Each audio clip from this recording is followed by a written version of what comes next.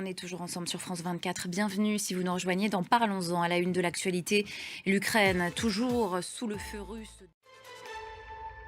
C'est une première depuis son retour à la Maison-Blanche. Donald Trump annonce des sanctions contre les deux plus grandes compagnies pétrolières russes. Objectif, je cite, priver de revenus la machine de guerre du Kremlin et forcer Poutine à revenir à la table des négociations.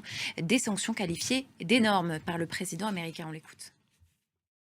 Eux veulent afficher un front uni face à Vladimir Poutine, les dirigeants européens qui se réunissent aujourd'hui en sommet à Bruxelles. Ce qui va d'abord occuper les esprits aujourd'hui, je le disais, c'est d'abord la question de ce prêt à Kiev financé grâce à ces avoirs gelés russes. Est-ce que les 27 vont enfin donner leur feu vert à ce projet?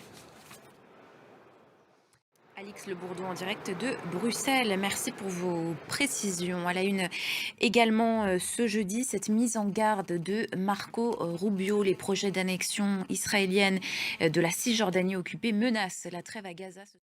Dans l'actualité également, ces nouvelles frappes américaines dans le Pacifique. Les États-Unis qui ont à nouveau ciblé un bateau soupçonné de trafic de drogue dans l'océan Pacifique, ce qui porte le bilan à 5 morts en 2 jours. Donald Trump qui s'en est aussi pris au président colombien qu'il qualifie de baron de la drogue. Gustavo Petro annonce porter plainte pour diffamation devant la justice américaine.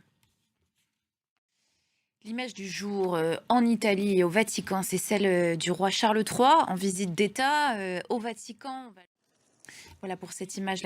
L'actualité continue sur France 24. Restez avec nous.